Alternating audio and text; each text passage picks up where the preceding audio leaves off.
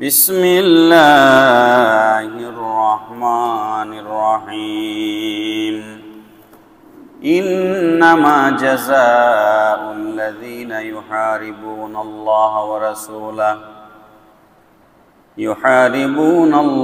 ورسوله ويسعون في الأرض فسادا أن يقتلوا أو يصلبوا أو تقطع أيديهم وأرجلهم من خلاف أو ينفوا من الأرض ذلك لهم خزي في الدنيا ولهم في الآخرة عذاب عظيم صدق الله مولانا العظيم وصدق رسوله النبي الحبيب الكريم ونحن على ذلك من الشاهدين والشاكرين والحمد لله رب العالمين محترم मुअज़्ज़ज़ मुसल्लियान किराम अस्सलामु अलैकुम व रहमतुल्लाहि व बरकातुहू। মহান আল্লাহ পাক রব্বুল আলামিনের আলিশান দরবারে শুকর গুজার করছি যে আল্লাহ পাক রব্বুল আলামিন আমাদেরকে জুমার নামাজ পড়বার জন্য আল্লাহর ঘর মসজিদে আসার তৌফিক দান করেছেন। মুনিবের দরবারে উচ্চ আওয়াজে সকলে পড়ি আলহামদুলিল্লাহ। ইয়া রব্বি লাকাল হামদু কামা ইয়ানবাগি লিজালালি ওয়াজহিকা ওয়া কাদিমি সুলতানিক।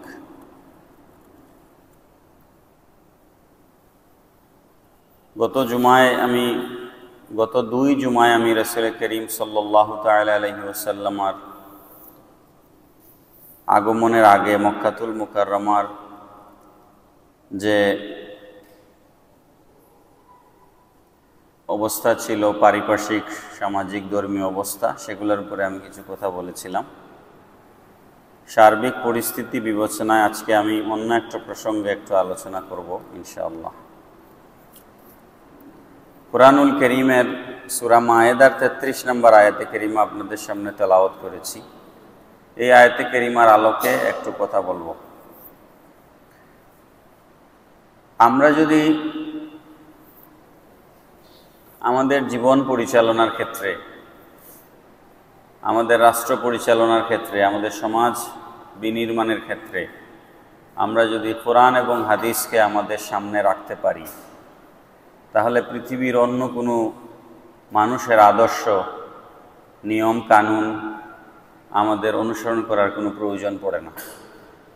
মুসলমানদের জন্য, গোটা বিশ্বের মানুষের জন্য, মুসলিম অমুসলিম সকলের জন্য কোরআন এবং সুন্নাহর অনুসরণ হচ্ছে দুনিয়া এবং আখিরাতে সফলতার জন্য যথেষ্ট। এই জিনিসটা আমরা মুসলমান হিসেবে আমরা বুঝি না। আমাদের বাংলাদেশের কথা যদি আমি বলি, বাংলাদেশের 64টি জেলার এমন কোনো জায়গা নাই, এমন কোনো গ্রাম পাওয়া যাবে না যে গ্রামে ওয়াজ মাহফিল হয় না। বাংলাদেশের 64 জেলার প্রত্যেকটা গ্রামে ওয়াজ হয়, মাহফিল হয়। এমনকি এক এক গ্রামে একাধিক মাহফিল হয়। হাজার হাজার মাহফিল হয় শীতের সিজনে বাংলাদেশে, হুজুররা বয়ান করেন। কিন্তু কেন জানি, আমি বহুবার আপনাদেরকে বলেছি, কেন জানি আমার মনে হয় যে আমাদের কোথাও একটা ঘাটতি আছে। আমাদের ওয়াজের কারণে আমাদের সমাজ পরিবর্তন হচ্ছে না। আমরা, এটা 1-2 বছরের ঘটনা নয়, আমরা বছরের পর বছর ধরে ওয়াজ করে আসতেছি এবং হাজার হাজার আলিম ওলামারা ওয়াজ করছেন, বয়ান দিচ্ছেন, দিন বুঝানোর আমরা চেষ্টা করছি মানুষদেরকে। কিন্তু সত্যিকার অর্থে একজন মুসলমানের পা থেকে মাথা পর্যন্ত আপাদমস্তক কিভাবে একজন মানুষ সত্যিকার অর্থে মুসলমান হবে, একজন মুসলমানের মধ্যে কী ধরনের আদর্শ থাকা দরকার, এগুলো আমরা এখনো শিখতেই পারি নাই। বাংলাদেশের মুসলমানদের কথা আমি বলছি। আমরা যদি কুরআনুল কারীমকে আমাদের জীবনের সব ক্ষেত্রে আমরা কোরআনের আইনকে মান্য করি, আল্লাহর রসুলের কথাগুলোকে, হাদিস এবং সুন্নাহকে যদি আমরা আমাদের জীবনের পরতে পরতে আমরা যদি সেগুলোকে অনুসরণ করতে পারি, তবেই কেবল আমরা পরিপূর্ণ মুসলমান হওয়া আমাদের পক্ষে সম্ভব। তার হাজিরিন, আমরা মুসলমান হিসেবে মানুষের হক সম্পর্কে আমাদের কোনো ধারণাই নাই। আমরা মনে করি আমি যদি নামাজ পড়ি, রোজা রাখি, হজ করি, তাহলে আমি বেহেশতে চলে যাব। মানুষের হক সম্পর্কে মুসলমানদের কোনো ধারণাই নেই। হক তিন প্রকার: আল্লাহর হক, বান্দার হক আর মা বাবার হক। আল্লাহর হক হচ্ছে আল্লাহর হুকুম মানা, নামাজ পড়া, রোজা রাখা, হজ করা, যাকাত দেয়া, এগুলো হচ্ছে আল্লাহর হক। মা বাবার হক হচ্ছে মা বাবার খেদমত করা, সেবা শুশ্রূষা করা, মা বাবার ভরণ পোষণের ব্যবস্থা করা, অসুস্থ হলে চিকিৎসা করানো, এগুলো হচ্ছে সন্তানের উপরে মা বাবার হক। মানুষের হক হচ্ছে একজনের উপরে একজন মুসলমান আর একজন মুসলমানকে জুলুম করবে না, মন্দ কথা বলবে না, গালি দিবে না, হত্যা করবে না, তার গায়ে হাত তুলবে না। এসব কিছু হচ্ছে মানুষের হক। কিন্তু আমরা এটাকে জায়েজ বানিয়ে ফেলেছি, একেবারেই জায়েজ বানিয়ে ফেলেছি। মুসলমান হিসেবে অপর মুসলমানের ইজ্জত, হুরমত, সম্মান, শুধুমাত্র আপনি একজনকে যে হত্যা করলেন বা মারলেন এতেই তার সম্মান নষ্ট হয়েছে, বিষয়টা এমন নয়। আল্লাহর হাবিব সাল্লাল্লাহু তাআলা আলাইহি ওয়াসাল্লাম যখন বিদায় হজ্জের ভাষণ দিচ্ছিলেন,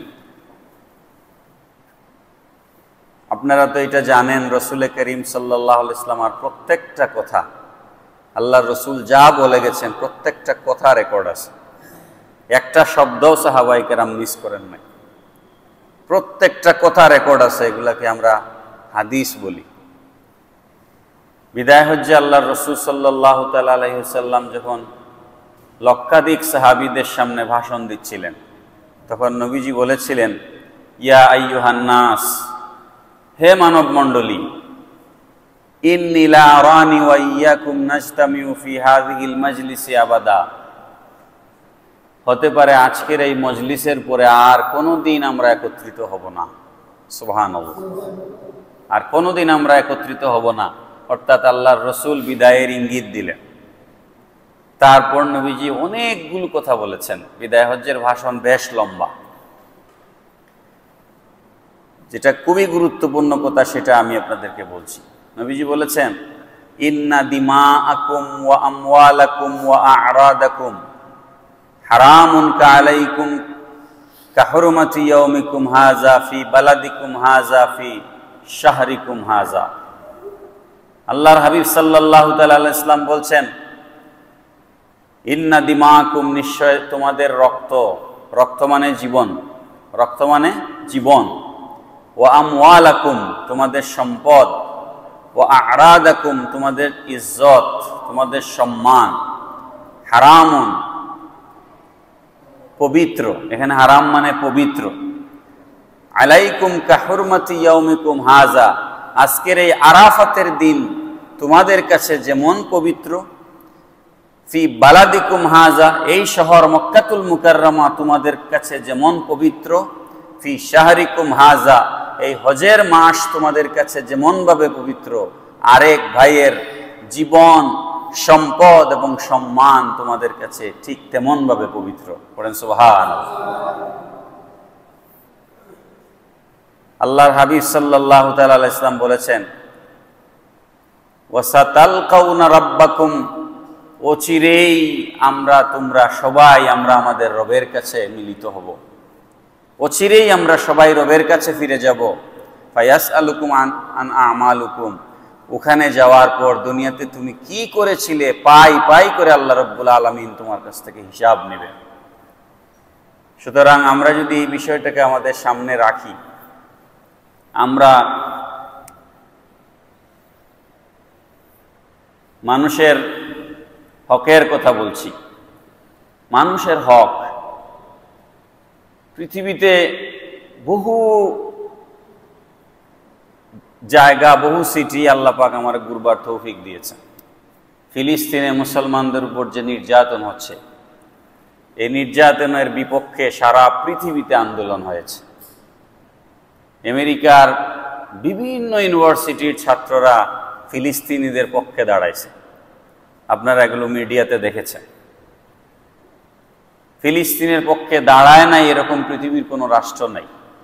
ফ্রান্সে আন্দোলন হয়েছে, আমি দেখেছি। লন্ডনে ফিলিস্তিনিদের পক্ষে হাজার হাজার ছাত্ররা রাস্তায় মিছিল করেছে, আমি দেখেছি। কিন্তু কেউ কারো একটা গাড়িতে হাতও দেয় নাই, টাচ করে নাই। এটা কেন হয়েছে জানেন? তাদের মাঝে এই সেন্স তৈরি করা হয়েছে, ওই মানুষগুলার ভিতরে এই বোধ তৈরি করা হয়েছে, আমি কোথায় হাত দেবো, এটা কি আমার? যতক্ষণ পর্যন্ত আপনার ভিতরে এই জিনিসটা তৈরি না হচ্ছে যে আমি একজনের গাড়ি ভাঙচুর করছি, গাড়িতে আগুন দিচ্ছি, এটা কি আমার? এটা তো আমার নয়। আমরা আলেম ওলামারা এই জিনিসটাই এই দেশে মুসলমানদের মাঝে করতে পারি নাই। মানুষকে আমি গত জুমায় আপনাদেরকে বলেছি, আল্লাহ পাক কোরআন শরীফে বলেছেন, মান কাতালা নাফসান বিগাইরি নাফসিন আও ফাসাদিন ফিল আরদি ফাকান্নামা কাতালান নাসা জামিআ। যেই ব্যক্তি একটা মানুষকে হত্যা করলো, খুন একটা আর 100টা কিন্তু সমান, বুঝছেন? একজন মানুষের জীবন কি কোনো মানুষ ফিরিয়ে দিতে পারবে? কারো পক্ষে সম্ভব না। পরিষ্কার করে গত জুমায় আপনাদেরকে বলেছি, সেটা আইন শৃঙ্খলা রক্ষাকারী বাহিনী হোক বা অন্য কোনো মানুষ হোক, খুনি তো খুনি। আল্লাহ পাক বলতেছেন, যে ব্যক্তি একটা মানুষকে হত্যা করলো, সে যেন গোটা মানব জাতিকে হত্যা করলো। ওমান আহিয়াহা ফাকান্নামা আহিয়ান নাসা জামিআ। আর যে ব্যক্তি একজন মানুষকে বাঁচায় রাখার চেষ্টা করলো, সেজন্য গোটা মানব জাতিকে বাঁচায় রাখার চেষ্টা করলো। আল্লাহ পাক শুধু হত্যার কথা বলেন নাই, আও ফাসাদিন ফিল আরদি বলেছেন, যারা জমিনে ফিতনা ফাসাদ সৃষ্টি করলো। আল্লাহ পাক রব্বুল আলামিন আরেক আয়াতের মধ্যে ইরশাদ করেছেন, ওমাই ইয়াকতুল মুমিনান মুতাআম্মিদান ফাজাযাউহু জাহান্নামু খালিদান ফিহা ওয়া গাদিবাল্লাহু আলাইহি ওয়া লাআনা ওয়া আ'আদ্দা লাহু আযাবান আযীমা। আল্লাহ পাক রব্বুল আলামিন বলছেন, ওমাই ইয়াকতুল মুমিনান মুতাআম্মিদান, যে ব্যক্তি অন্যায়ভাবে কোনো মুমিনকে হত্যা করলো, ফাজাযাউহু জাহান্নাম, তার চিরস্থায়ী ঠিকানা হচ্ছে জাহান্নাম। পড়েন নাউযুবিল্লাহ। যে ব্যক্তি অন্যায়ভাবে একজন মানুষকে হত্যা করলো, দুনিয়ার বিচার যদি হয় হলো, না হলে না হলো দুনিয়াতে, কিন্তু আপনার ফাইনাল ডেস্টিনেশন হচ্ছে ফাজাযাউহু জাহান্নাম খালিদান ফিহা, ওখানে সে চিরস্থায়ী থাকবে। যে ব্যক্তি দুনিয়াতে কাউকে হত্যা করেছিল, সে কোনোভাবে ছাড় পেয়ে জাহান্নাম থেকে বের হয়ে আসার সুযোগ নাই। ওখানে কোনো জামিনের কোনো ব্যবস্থা থাকবে না। কি থাকবে?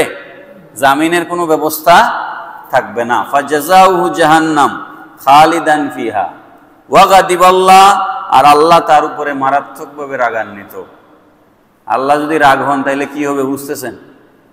ওয়া লাআনাহু, আর আল্লাহ তার উপরে লানত দেন।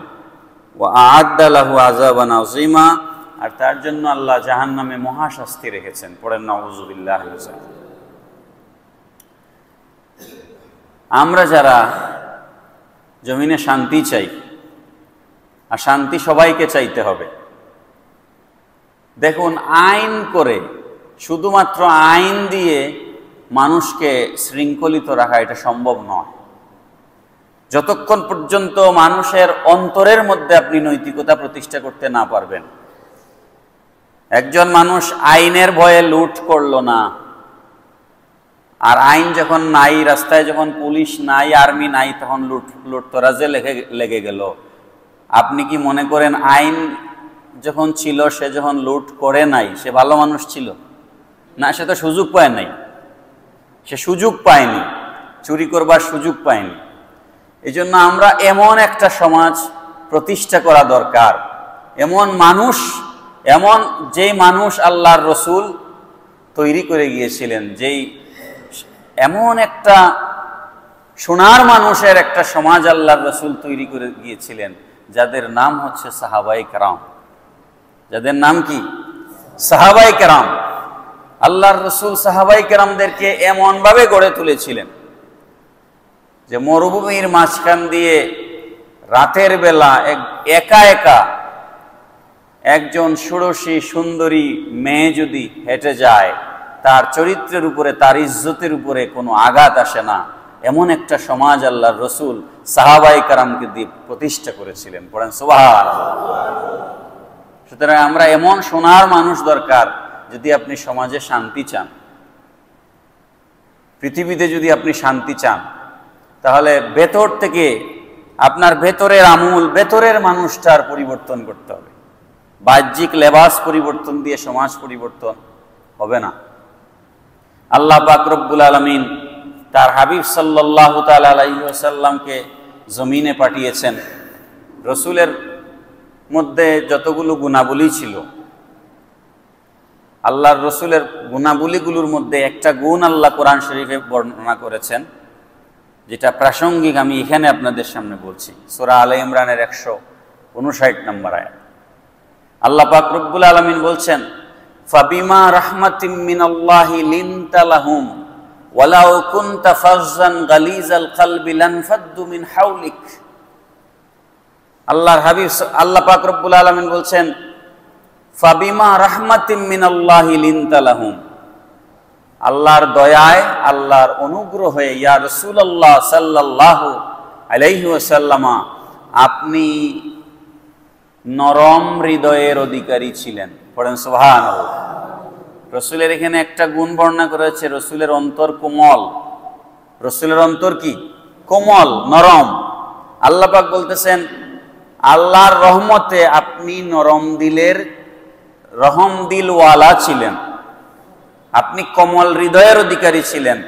ওয়ালাউ কুনতা ফাজ্জান গালিজাল কলবি লানফাদ্দু মিন হাওলিক, যদি আপনি কঠোর হৃদয়ের অধিকারী হতেন, যদি আপনি রূঢ়ভাবে কথা বলতেন, যদি আপনি উগ্রভাবে কথা বলতেন, লানফাদ্দু মিন হাওলিক, তাহলে যে সমস্ত সাহাবায়ে কেরাম, যে সমস্ত মানুষরা আপনার কাছে এসে দ্বীন গ্রহণ করে সোনার মানুষে পরিণত হয়েছে, আপনি কোমল হৃদয়ের অধিকারী না হয়ে আপনি যদি রূঢ় আচরণ করতেন, তাহলে তারা কেউ আপনার ধারে কাছেও আসতো না। এই জন্য হাদিস শরীফের মধ্যে এসেছে,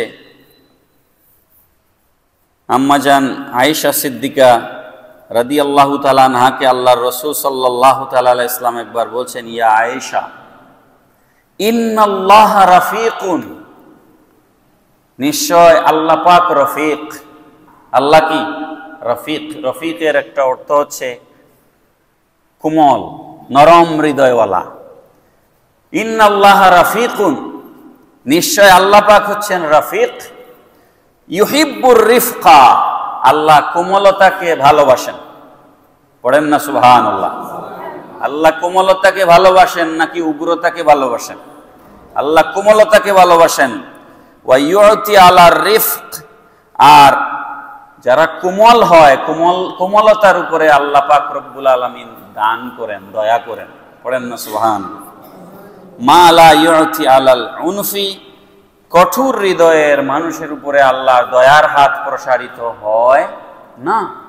আল্লাহ কোমল, আল্লাহ কোমলতাকে পছন্দ করেন। মুহতারাম হাজিরিন, মানুষ হত্যা এটা শুধুমাত্র একটা কবিরা গুনাহ নয়, এটাকে শিরকের সাথে সমতুল্য করা হয়েছে। তাফসিরে ইবনে কাসিরের মধ্যে এই বর্ণনাটা এসেছে। কেন হত্যাকাণ্ডকে, কাউকে মেরে ফেলা, এটাকে শিরকের সমতুল্য। কেউ যেন কাউকে মারলো, এটা কবিরা গুনাহ তো করলো, একই সাথে সে শিরকের সমতুল্য গুনাহ করলো। তো আপনারা জানেন, কোরআন শরীফে আল্লাহ পাক রব্বুল আলামিন বলেছেন, আল্লাহ সব ধরনের গুনাহ যত ধরনের গুনাহ বান্দা করে আল্লাহ চাইলে মাফ করতে পারেন, করেন, কিন্তু শিরকের গুনাহ আল্লাহ মাফ করেন না। এখন হত্যাটা শিরক কিভাবে হলো? হত্যাটা শিরক এইভাবে হলো, গত জুমায় আমি যে হাদিস বলেছিলাম, মানুষের প্রাণ দিয়েছেন কে? তো নেওয়ার মালিকও কে? তো যেহেতু আল্লাহর দেওয়া প্রাণের উপর আপনি হাত দিলেন, তার মানে আল্লাহর ক্ষমতায় আপনি হস্তক্ষেপ করলেন। কথা কি পরিষ্কার হয়েছে? আল্লাহর ক্ষমতায় আপনি হস্তক্ষেপ করলেন, এই জন্য আপনি শিরকের সমতুল্য গুনাহ করলেন। এটা ইমাম ইবনে কাসির রাহমাতুল্লাহি আলাইহি তিনি লিখেছেন। এখানে এরকম এসেছে, ওয়াহাযা তাহদীদুন শাদীদুন ওয়া ওয়াঈদুন আকাইয়াদু লামিন তুআতিয়া হাযা যুনবুল আযীব যামবুল আযীব আল্লাযী হুয়া মাকরুনুন বিশশিরকি বিল্লাহি ফি গায়রি মা আয়াতুন ফি কিতাবিল্লাহি হাইসু ইয়াকুলু সুবহানাহু ফি সূরাতিল ফুরকান ওয়াল্লাযীনা লা ইয়াদউনা মা'আল্লাহি ইলাহান আখারা ওয়া লা ইয়াকতুলুনা আন-নাফসা আল্লাতী হাররামাল্লাহু ইল্লা বিল হাক্কি ওয়া লা ইয়াজনুন। আল্লাহ পাক রব্বুল আলামিন বলেছেন, ওয়াল্লাযীনা লা ইয়াদউনা মা'আল্লাহি ইলাহান আখার, নিশ্চয় যারা আল্লাহকে বাদ দিয়ে অন্য কারো ইবাদত করে, ওয়ালা ইয়াকতুলুনা আন-নাফসা আল্লাতী হাররামাল্লাহু ইল্লা বিল হক, আইনের বাইরে কাউকে যখন হত্যা করে, আল্লাহ পাক এই দুইটা জিনিসকে একসাথে উল্লেখ করে, আল্লাহকে যারা বাদ দিয়ে অন্য কারো ইবাদত করে আর যারা মানুষকে অন্যায়ভাবে হত্যা করে, এই দুইটাকে আল্লাহ পাক একই ধরনের গুনাহ বলেছেন। এই দুইটা হচ্ছে শিরক। সুতরাং মানুষ হত্যার কোনো জাস্টিফিকেশন, মানুষ হত্যা আইনের বাইরে মানুষ হত্যা করা যাবে, এর কোনো যুক্তি কোরআন, হাদিস, ইজমা, কিয়াস পৃথিবীর কোথাও নাই। আপনি এটা করতে পারবেন না। এই জন্য আল্লাহ পাক রব্বুল আলামিন কোরআনুল কারীমের মধ্যে এর শাস্তির পুঙ্খানুপুঙ্খ বর্ণনা দিয়েছেন, পরিপূর্ণ বর্ণনা আল্লাহ কোরআন শরীফে দিয়েছেন। আমি সময় দিয়ে পারবো না, জাস্ট পয়েন্টগুলো বলে আপনাদেরকে শেষ করে দিব। আল্লাহ পাক বলছেন, ইন্নামা জাযাউল লাযীনা ইউহারিবুনাল্লাহা ওয়া রাসূলাহু ওয়া ইয়াসআউনা ফিল আরদি ফাসাদান, নিশ্চয় যারা আল্লাহ এবং আল্লাহর রাসূলের সাথে জিহাদ করে, ওয়া ইয়াসআউনা ফিল আরদি ফাসাদান, আর জমিনে যারা ফিতনা সৃষ্টি করতে চায়, তাদের শাস্তি হচ্ছে আইয়ুকাত্তালু, তাদেরকে হত্যা করা হবে, আও ইউসাল্লাবু, তাদেরকে শুলে চড়ানো হবে, আও তুকাত্তাআ আইদিহিম ওয়া আরজুলুহুম মিন খিলাফিন, তাদের হাত এবং পাকে ক্রস কাটিং করা হবে, আও ইউনফাউ মিনাল আরদ, অথবা তাদেরকে নির্বাসিত করা হবে। যালিকা লাহুম খিজিয়ুন ফিদ দুনিয়া ওয়া লাহুম ফিল আখিরাতি আযাবুন আযীম, এটা হচ্ছে দুনিয়ার শাস্তি, আর আখিরাতের শাস্তি বাকি থাকলো। এই আয়াতে শাস্তির ব্যাপারে আল্লাহ পাক রব্বুল আলামিন চারটা কথা বলেছেন। মানে অপরাধের ধরন অনুযায়ী শাস্তি হবে। কেউ যদি কাউকে হত্যা করে, তাহলে তাকে শাস্তি দেয়া হবে দুইভাবে। একটা হচ্ছে আইয়ুকাত্তালু, তাকে হত্যার বদলা তাকে হত্যা করা হবে। যে কাউকে মার্ডার করেছে তার শাস্তি কি? তাকে ফাঁসি দেওয়া অথবা শুলে চড়ানো, দুইভাবে তাকে, এটা তার অপরাধের মাত্রা অনুযায়ী এটা করা হবে। আর কেউ যদি ফাসাদ সৃষ্টি করে, লুটতরাজ করে, কারো বাড়িতে অগ্নিসংযোগ করলো, কারো দোকান লুট করলো, তার শাস্তি কি? তার শাস্তি হচ্ছে আও তুকাত্তা আইদিহিম ওয়া আরজুলুহুম মিন খিলাফিন, রাস্তায় গাড়ি আটকায়া ডাকাতি করলো, কারো বাসায় ঢুকে ডাকাতি করলো, কারো দোকান লুটপাট করলো, তার শাস্তি কোরআন বলে দিয়েছে। তার শাস্তি হচ্ছে ক্রস কাটিং হবে। ক্রস কাটিং মানে কি? ডান হাত অথবা ডান হাত বাম পা, বাম পা ডান হাত। তাকে জিজ্ঞেস করা হবে, যে চুরি করেছে, যে ডাকাতি করেছে, তাকে জিজ্ঞেস করা হবে, তোমার কি ডান হাত দরকার না বাম হাত দরকার? বিচারক জিজ্ঞেস করবেন। সে যদি বলে আমার ডান হাতটা থাকুক, তাহলে তার ডান পা আর বাম হাত কেটে দিতে হবে। এটা কোরআনের বিধান। আর যদি বলে আমার বাম হাত দরকার, তাহলে তার বাম পা আর ডান হাত কেটে দিতে হবে। এরকম একটা আইন যদি পৃথিবীর কোথাও বাস্তবায়ন করা যায়, কোনো মানুষ গিয়ে কারো দোকানে হাত দিবে? আপনাদের মনে হয় কেউ হাত দিবে? এটার নাম ইসলাম। 3 ধরনের শাস্তির কথা ইসলাম বলেছে। একটা হচ্ছে হুদুদ, আরেকটা হচ্ছে কিসাস, আরেকটা হচ্ছে তাজিরাত। এটাকে বলা হয় দণ্ডবিধি, ইসলামের দণ্ডবিধি। আপনি যদি ল অ্যান্ড অর্ডার সিচুয়েশন, আইন শৃঙ্খলাকে আপনি যদি ঠিক রাখতে চান, তাহলে কোরআন সুন্নাহর এই 3টা দণ্ডবিধি আপনাকে সমাজে প্রতিষ্ঠা করতে হবে। একটা হচ্ছে আপনাকে বলতে, আমি আপনাদেরকে বলতেছি না, আবার আপনারা লাঠি হাতে নিয়েন না, এটা রাষ্ট্রের কাজ। আমরা এই জিনিসটা বুঝি না। আমি গত 2-3 দিন আগে ভেরি ইন্টারেস্টিং ঘটনা, আমি টিলাগড় থেকে সিএনজিতে উঠছি, এখানে এসে নামবো। সিএনজি ড্রাইভার খুব গর্ব করে বলতেছে যে সে বাংচুরের মধ্যে ছিল, খুব সে খুব অহংকার করে বলতেছে। আমি বললাম, কেন, তোমাকে কি কেউ কিছু করছে? কয় না। তাহলে তুমি বাংচুরে গেলা কেন? কয় খুশির ঠেলায় গেছে। নাউজুবিল্লাহ পড়েন। ওই দেখেন, ওয়াজ করি কিন্তু আপনাদেরকে আমরা জিনিসটা বুঝাইতে পারিনি। আমি পরে বললাম যে তোমার গাড়িতে যদি কেউ একটা বাড়ি দিত, তোমার কেমন লাগতো? তোমার গাড়িটা যদি পুড়াই দিত, তাহলে তো তুমি কান দিয়া, তোমার বউ বাচ্চার সংসার খরচ কিছুই তো চলতো না। সরকার কি তোমার গাড়ি কিনে দিবে নাকি? সরকার তো তোমাকে গাড়ি কিনে দিবে না, তোমারটা তোমার হেফাজত করতে হবে। তো তোমারটা যেমন তোমার হেফাজতের, তুমি যেমন তোমারটার রক্ষণাবেক্ষণ চাও, আরেকজনও তো তারটার রক্ষণাবেক্ষণ চায়। সুতরাং এটা তো করা যায় না। আমাদের সেন্সটাই ডেভেলপ করে নাই, মানসিকতাই তৈরি হয় নাই। যাই হোক, 3 ধরনের দণ্ডবিধি ইসলাম বলেছে, এটা রাষ্ট্র করবে, আপনি আইন হাতে তুলে নিতে পারবেন না। একটা হচ্ছে হুদুদ, আরেকটা কিসাস, আর একটা তাজিরাত। হুদুদ বলা হয় যেই সমস্ত অপরাধের কথা কোরআনে উল্লেখ আছে, যেই অপরাধের শাস্তি কোরআনে উল্লেখ আছে, ওটাকে হুদুদ বলা হয়। কোরআনে উল্লেখ আছে এরকম উদাহরণ হচ্ছে, কোরআন শরীফে আছে, আস-সারিকু ওয়াস-সারিকাতু ফাকতাউ আইদিয়াহুমা, চোর এবং চোরনি, চোর পুরুষ চোর নারী, যদি চুরিতে ধরা পড়ে তাহলে তাদের হাত কেটে দাও। কি কেটে দাও? হাত কেটে দাও। এটা এই বিধান কোথায় আছে? কোরআনে আছে। আর ডাকাতির শাস্তি কি বললাম? লুটতরাজের শাস্তি কি বললাম? ডান হাত বাম পা, বাম হাত ডান পা। আর শুধু চুরি যদি করে, চুরি, তাহলে তার শাস্তি হচ্ছে হাত কেটে দেওয়া। আর ডাকাতির শাস্তি হাত এবং পা। এইটাকে বলা হয় ইসলামের পরিভাষায়, শরীয়তের পরিভাষায় এটাকে বলা হয় হুদুদ। হুদুদ কায়েম করা। 2 নম্বর হচ্ছে কিসাস। কিসাস হচ্ছে হত্যার শাস্তি। হত্যার শাস্তি হচ্ছে কিসাস। আল্লাহ কোরআন শরীফে পরিষ্কার বলে দিয়েছেন। কোরআন শরীফে আল্লাহ রাব্বুল আলামিন ইরশাদ করেছেন, ইয়া আইয়ুহাল্লাযীনা আমানু কুতিবা আলাইকুমুল কিসাসু ফিল কাতলা আল হুররু বিল হুররি ওয়াল আবদু বিল আবদি ওয়াল উনসা বিল উনসা।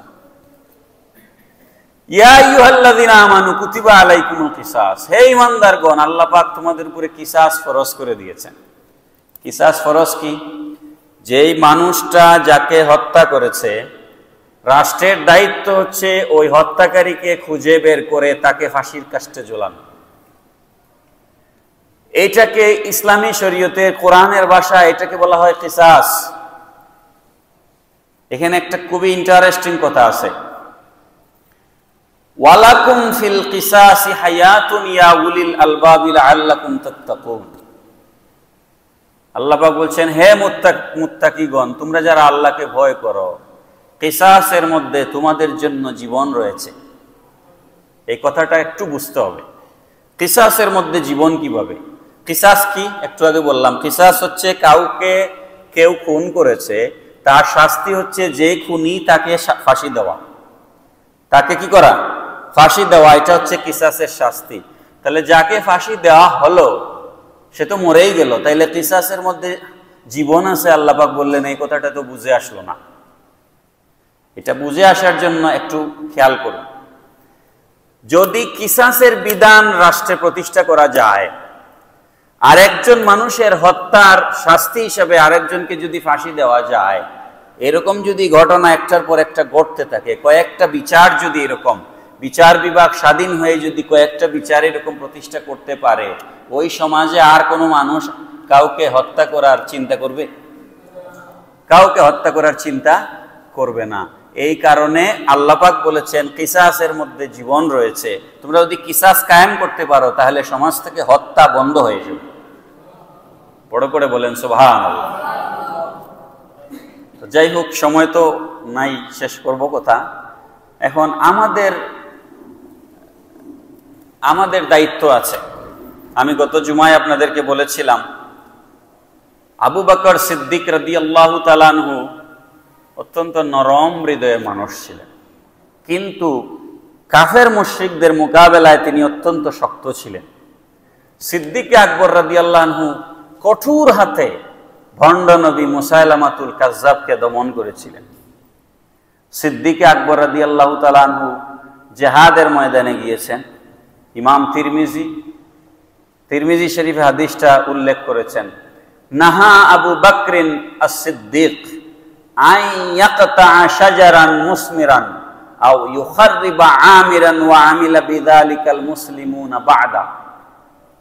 আবু বকর সিদ্দিক রাদিয়াল্লাহু তাআলা আনহু যে কোনো যুদ্ধ চলাকালে মানুষের বাড়িঘর পুড়িয়ে দেওয়া, বিধ্বস্ত করে দেওয়া, বৃক্ষ তরুলতা কেটে ফসলি গাছ কেটে বিরান করে দেওয়া নিষেধ করতেন।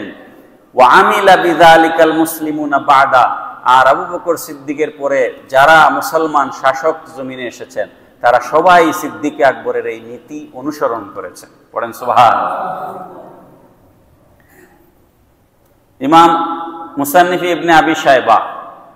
ইমাম ইবনে আবি শায়বা তিনি একটা হাদিস হযরত মুজাহিদ থেকে উল্লেখ করেছেন। নবী পাক সাল্লাল্লাহু আলাইহি সাল্লামার জিহাদের নীতি ছিল লা ইউকতালু ফিল হারবিস সাবিয়্যু। জিহাদের ময়দানে আল্লাহর রাসূল কোনো শিশু হত্যা করতেন না। এক জিহাদে একটা শিশুর গায়ের মধ্যে গিয়ে তীর পড়েছে, তীর। আল্লাহর রাসূল জিহাদ থামিয়ে দিয়েছেন। নবীজি চোখের পানি চলে এসেছে, নবীজি বলেছেন যুদ্ধ থামাও, আমি শিশু হত্যার জন্য জমিনে আসিনি। সুবহানাল্লাহ। লা ইউকতালু ফিল হারবিস সাবি। কতগুলা শিশু আমাদের মারা গেল, কতগুলা শিশু ঘরের ভিতরে 4 বছরের শিশু চোখে গুলি লেগে মারা গেল। লা ইউকতালু ফিল হারবিস সাবিয়্যু ওয়ালা ইমরাতুন। নারী হত্যা, আল্লাহর রাসূল জিহাদের ময়দানে কোনো মহিলাকে হত্যা করতেন না। ওয়ালা শাইখুল ফানি। অতি বৃদ্ধ মানুষ যার যুদ্ধ করার ক্ষমতা নাই, অস্ত্র হাতে তোলার মতো শারীরিক ক্ষমতা যার নাই, এরকম বুড়া মানুষের সাথেও আল্লাহর রাসূল জিহাদ করতেন না। সুবহানাল্লাহ। ওয়ালা ইউহরাকুত তুআমু। খাদ্য দ্রব্য রাসূল জিহাদের ময়দানে গিয়ে খাদ্য শস্য বিনাশ করতেন না। ওয়ালা নাখলু। বাগান, খেজুরের বাগান বিনাশ করতেন না। ওয়ালা তুখাররাবুল বুয়ুত। মানুষের ঘর বাড়ি ধ্বংস করতেন না। ওয়ালা ইউকতাউ শাজারুল মুসমিরু। ফলবান বৃক্ষ কাটতেন না। এখন আপনারা দেখেন তো, এই সবগুলো জিনিস যদি আমাদের সামনে আমরা রাখি তাহলে আমাদের সমাজে যা যা ঘটছে এগুলা কি কোরআন হাদিসের সাথে কোনো কিছুই যায়? কোনো কিছুই কোরআন হাদিসের সাথে যায় না। এজন্য আগে আমাদের মানুষ হওয়া দরকার, আগে আমাদের মুসলমান হওয়া দরকার। যে কোনো সরকার ক্ষমতায় থাকলে ওই ক্ষমতাসীনরা পাওয়ার প্র্যাকটিস করে এবং তারা দুর্নীতি করে। আপনারা আমার মুসল্লি যারা 10 বছর ধরে আমি এখানে জুমায় বক্তব্য দিই, ঠিক না? আপনারা যারা নিয়মিত নামাজ পড়েন, আপনারা বলেন তো আমি দুর্নীতির বিরুদ্ধে কি কম কথা বলেছি? আমি সরকারকে ভয় পেয়ে কি কথা বলেছি কখনো? সব সময় আমি দুর্নীতির বিরুদ্ধে কথা বলি। এখন কথা হচ্ছে, যারা ক্ষমতায় থাকে তারা পাওয়ার প্র্যাকটিস করে দুর্নীতি করে। আপনি ওই দুর্নীতিবাজের বাড়ি পুড়িয়ে না দিয়ে তাকে বিচারের আওতায় আনেন, তার সমস্ত সম্পদ জব্দ করেন, তার 1000 কোটি টাকা জব্দ করে রাষ্ট্রের অনেক ডেভেলপমেন্ট অ্যাক্টিভিটিস আছে, অনেক উন্নয়ন কাজ আছে, তার সব সম্পদ সিজ করে ওগুলো দিয়ে আপনি রাষ্ট্রের উন্নয়নের কাজ করেন। কি কথাটা ঠিক না বেঠিক? আপনি যদি ওগুলো করতে, আপনি বিনাশ করে তো কোনো লাভ নাই, বিনাশের মধ্যে তো কোনো সৃষ্টি নাই। আপনি সৃষ্টি করেন, বিনাশ করবেন না। যেই ধ্বংসযজ্ঞ চলেছে বাংলাদেশে গত 2-3 দিনে, এখন যে সরকার প্রতিষ্ঠা হয়েছে, এই সরকার এগুলা গুছাইতে আমার ধারণা এগুলা গুছাইতেই 2-3 বছরেও পারবে কিনা সন্দেহ আছে। তাহলে দেশের উন্নয়নটা এরা করবে কোন সময়? 450 থানা পুড়িয়ে দেওয়া হয়েছে, বিভিন্ন সরকারি স্থাপনা যেই করুক তার শাস্তি হওয়া দরকার। কারণ এরা এখন এগুলা আবার পুনর্গঠন করতে গেলে এদের 5 বছরও সম্ভব হয় কিনা সন্দেহ আছে। তো আমরা এত বোকা জাতি যে আমরা আমাদের নিজেদের জিনিসগুলো আমরা নষ্ট করি। নিজেদের জিনিস, এগুলো সব আমাদের জিনিস, আমাদেরকে এই জিনিসগুলো খেয়াল রাখতে হবে। সমস্ত দুঃশাসন, সময় নাই আপনাদেরকে বলার, আমি এগুলা এর আগেও বহুবার আপনাদেরকে বলেছি। সমস্ত দুঃশাসন, আমি একটা হাদিস শরীফ আপনারা হয়তো 5 মিনিট লাগবে, অ্যালাউ করেন 2টা হাদিস আপনাদেরকে শোনাই সংক্ষেপে। এটা হচ্ছে খাইবারের যুদ্ধ থেকে ফিরে আসছেন, বুখারী শরীফের হাদিস। খাইবারের যুদ্ধ থেকে আল্লাহর রসুল যখন ফিরে আসতেছেন, ফিরে আসার পথে রাস্তায় আল্লাহর রসুল বিরতি দিয়েছেন। হাঁটতে হাঁটতে তো আমরা ক্লান্ত হয়ে যাই। রাস্তায় আল্লাহর রসুল সাল্লাল্লাহু তাআলা আলাইহি ওয়াসাল্লাম, আমি হাদিস শরীফটা আমার আছে সাথে, আমি এবারত না পড়ে বাংলা বলে দিচ্ছি সময় বাঁচানোর জন্য। হাদিস শরীফটা হচ্ছে, আল্লাহর রসুল সাল্লাল্লাহু তাআলা আলাইহি ওয়াসাল্লাম যখন খাইবারের যুদ্ধ শেষে ফিরে আসতেছেন, ফিরে আসার সময় রসুল পাক সাল্লাল্লাহু আলাইহি সাল্লাম যেখানে বিশ্রাম নিবেন, ওই রসুল সাল্লাল্লাহু আলাইহি সাল্লাম যেই উটের উপরে সোয়ার ছিলেন, ওই উটটা থেকে রসুলের, ওটাকে বলা হয়, সরাসরি তো উটের উপরে বসা যায় না, বসার জন্য একটা সিট বসানো হয় উটের উপরে, ওটাকে বলা হয় হাওদা, উটের হাওদা। ওই হাওদাটা রসুলের একজন খাদিম ছিলেন, একজন গোলাম ছিলেন, ওই গোলাম ওই হাওদাটা নামাচ্ছেন, নামিয়ে দিবেন রসুল যেন বসতে পারেন ওটার উপরে। এর মধ্যে শত্রুপক্ষের দূর থেকে শত্রুপক্ষ তীর মেরেছে, ওই তীরটা এসে, তার নাম ছিল মিদাম, ওই মিদামের গলার মধ্যে এসে ঢুকে গেছে তীরটা, ঢুকে তিনি ওখানে শহীদ হয়ে গেছেন। উপস্থিত আল্লাহর রসুলের সাথে যে সমস্ত সাহাবাই কেরাম ছিলেন, জেহাদ থেকে ফিরে আসতেছেন, তারা বললেন কি সুন্দর না মৃত্যু হলো, রসুলের খেদমত করতে করতে তিনি শহীদ হয়ে গেলেন। তখন আল্লাহর রসুল বললেন থামো, ও কবরে শহীদের কোনো মর্যাদা পাবে না। এখন তো সবাই একটু হয়ে গেছে, ও কবরে শহীদের কোনো মর্যাদা পাবে না, বরঞ্চ আমি দেখছি ওর কবরে জাহান্নামের আগুন জ্বলবে। বুখারী শরীফের হাদিস। সাহাবায়ে কেরাম তো অবাক হয়ে জিজ্ঞেস করতেছেন, কেন ইয়া রাসূলুল্লাহ সাল্লাল্লাহু আলাইহি ওয়াসাল্লাম? তখন নবীজি বললেন, খাইবারের যুদ্ধে কাফেররা যে সমস্ত সম্পদ ফেলে গেছে, ওই কাফেরদের জিহাদের ময়দানে ফেলে যাওয়া সম্পদকে বলা হয় গনিমত। কি বলা হয়? গনিমত। গনিমতের বন্টন নীতি, কিভাবে গনিমতের সম্পদ ভাগ হবে তার বিধান ইসলামে পরিষ্কার করে বলা আছে। রাষ্ট্র কত অংশ পাবে? গনিমতের মালের একটা অংশ পাবে রাষ্ট্র, একটা অংশ পাবেন যারা জেহাদে গেছেন তারা, একটা অংশ পাবেন রসুল। এগুলা একদম পরিষ্কার বলা আছে। তো পার্লামেন্ট ভবনের ভেতরের জিনিসগুলা, গণভবনের ভেতরের জিনিসগুলা, এগুলা গনিমতের মাল নয়। এগুলা কি গনিমতের মাল? এগুলাকে গনিমত মনে করলে কি হবে? বুখারী শরীফ দেখেন আপনি।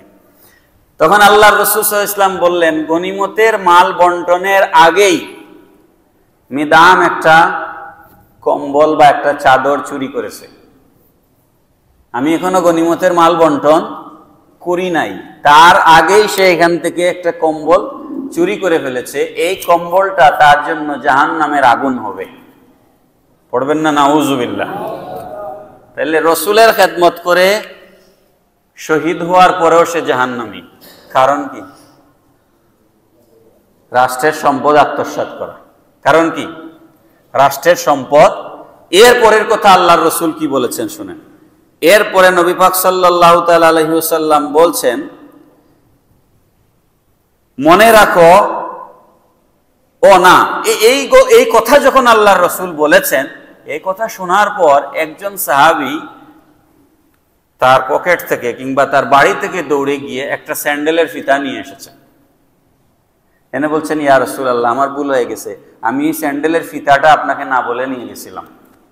নবীজি বললেন, এখন আর এটা গ্রহণযোগ্য হবে না, এটাও তোমার, এই স্যান্ডেলের ফিতাও জাহান্নামের আগুনের কারণ হবে। পড়েন না নাউযুবিল্লাহ। তাহলে বুঝছেন নি ইসলাম কি জিনিস, আমরা আছি কোথায়, আমরা কোথায় আছি এখন আপনি চিন্তা করুন। আমি আর কথা বাড়াই না। এই হাদিসটা আমার কাছে, আমি প্রায় সময় হাদিসটা বলি, এই হাদিসটা আমার কাছে ইসলামের যারা রাষ্ট্র পরিচালনা করবেন, দেশ পরিচালনা করবেন, তাদের জন্য শুধু এই একটা মাত্র হাদিস যদি তারা চোখের সামনে রাখে, একজন রাষ্ট্রের শাসক, রাষ্ট্রের প্রধান, আমার মনে হয় এটাই যথেষ্ট। রাষ্ট্রের সম্পদ, আল্লাহর রাসূল সাল্লাল্লাহু আলাইহি সাল্লাম ইবনু উতবিয়া বা ইবনুল লুতবিয়া একজন আল্লাহর রসুলের সাহাবী ছিলেন, যাকে সদকা আদায় করবার জন্য নবীজি আজদ গোত্রের কাছে পাঠিয়েছিলেন জাকাত কালেকশনের জন্য। তিনি যখন ফিরে আসলেন, খুব শর্টকাট, লম্বা হাদিস শর্টকাট করে বলছি, তিনি যখন ফিরে আসলেন, ফিরে আসার পর দুইটা পুতলা আল্লাহর রসুলের সামনে রাখলেন। কয়টা পুতলা? একটা একটু বড়, একটা একটু ছোট। রেখে বললেন, ইয়া রাসূলুল্লাহ সাল্লাল্লাহু আলাইহি ওয়াসাল্লাম, এটা হচ্ছে জাকাতের টাকা, আর এটা হচ্ছে মানুষ আমাকে হাদিয়া দিয়েছে। মানুষ আমাকে কি দিয়েছে? হাদিয়া দিয়েছে। নবীজি তখন চেহারা মুবারক লাল হয়ে গেল, রেগে নবীজি অগ্নিশর্মা হয়ে গেলেন, হয়ে বললেন, তুমি যদি তোমার ঘরে বসে থাকতে, তোমার বাবার বা মায়ের ঘরে বসে থাকতে, তাইলে ওই এলাকার মানুষ কি তোমার ঘরে এনে হাদিয়া দিত? সুবহানাল্লাহ বলেন না, কি দিত? কি হাদিয়া এনে ঘরে? আমাদের দেশে অনেক সরকারি অফিসার আছেন যারা বলে, মানুষ আমারে দেয় তো আমি কিতা করতাম। এরকম অফিসার আছে না নাই? নাই এদেশে এরকম অফিসার? আর আমরা তো যে জাসিয়া ঘুষ দেই, এরকম মানুষের অভাব নাই তো দেশে। আমি নিজে এক ঘটনার সাক্ষী হয়েছি। মিষ্টির কার্টন নিয়ে গেছে একজন নেতার বাসায়, গড়ে নিয়ে দিছে, ওনার বউ তো মিষ্টি মনে করে কার্টন খুলছে, এখন দেখে টাকার বান্ডিল। বুঝছেন, মিষ্টির কার্টনের ভিতরে টাকার বান্ডিল। বউ তো একটু প্রথম বুঝতে পারে নাই, আসছে, উনি নেতা বলছে, মানে আসিও নাই দিয়ে পরে, উনি তো জানেন এটার ভিতরে কি আছে। এখন মানুষ জাসিয়াও নিয়ে ঘুষ দেয়, এরকম মানুষও আমরা আসি না নাই? আসি। আল্লাহর নবী বললেন, তুমি যদি তোমার বাবা বা মায়ের ঘরে বসে থাকতে, তাহলে কি এই হাদিয়াগুলো তোমার ঘরে আসতো? নিশ্চয় না। যেহেতু না, সুতরাং এই পুতলাটাও এটার সাথে ঢালো। নবীজি নিজ হাতে ওটা ঢালাইলেন, ঢালো। এটার নাম ইসলাম। এটার নাম কি? ইসলাম। সুতরাং একটা রাষ্ট্র এমনি একটা দুর্নীতি মুক্ত রাষ্ট্র এমনি হবে না। প্রত্যেকটা মানুষের দায়িত্ব আছে রাষ্ট্রকে দুর্নীতি মুক্ত করার জন্য। আপনি যে অফিসে গিয়ে ঘুষ ছাড়া কাজ হয় না, আমার তো সব অফিসের এক্সপিরিয়েন্স নাই, কিন্তু আমি পাসপোর্ট অফিসে গিয়েছি, বিআরডিতে গিয়েছি, আমি ড্রাইভিং লাইসেন্স আছে আমার, পাসপোর্ট করেছি, পাসপোর্ট হচ্ছে সরকারি খুব বেশি অফিসে আমাদের তো প্রয়োজন পড়ে না। জমি জমার অফিসে আমি গিয়েছি। এমন কোন ভূমি অফিস আছে বাংলাদেশে যেখানে ঘুষ খাওয়া হয় না? যেখানে 1150 টাকা নামজারির ফি, সেখানে 30,000 40,000 ঘুষ নিয়ে এরা নামজারি করে দেয়। কথা কোন ঠিক না বেঠে? তো এই জায়গাগুলোতে আমাদেরকে দাঁড়াতে হবে। আমরা যদি দাঁড়িয়ে যাই, এখন যেভাবে ছেলেরা দাঁড়িয়েছে, এই ছেলেগুলোর সাথে যদি সারা দেশের মানুষ দাঁড়িয়ে যায়, তাহলে ইনশাআল্লাহ একটা দুর্নীতিমুক্ত শান্তির সমাজ প্রতিষ্ঠা করা সম্ভব হবে। একই সাথে আমাদের দ্বারা কোনো মানুষের জন্য কোনো ক্ষতি না হয়। আল্লাহর ওয়াস্তে এই জিনিসটা আপনারা খেয়াল করবেন। প্রত্যেক মানুষে যদি আমরা খেয়াল করি, আমার দ্বারা যেন আরেকজন মানুষ ক্ষতিগ্রস্ত না হয়, তার জীবন, তার ইজ্জত, তার সম্পদ, তার গাড়ি ঘোড়া, আমরা রাস্তাঘাটে যখন চলাফেরা করব, এই সব কিছু যদি আমরা আমাদের মাথার মধ্যে রাখি, ইনশাআল্লাহ আমরা একটা পারস্পরিক শান্তি, সমৃদ্ধি, সৌহার্দ্যের সমাজ প্রতিষ্ঠা করতে পারবো। আল্লাহ পাক কবুল করুন। ওমা আলাইনা ইল্লাল বালাগ। আসসালামু আলাইকুম ওয়া রাহমাতুল্লাহ। সুন্নত পড়ে নিন।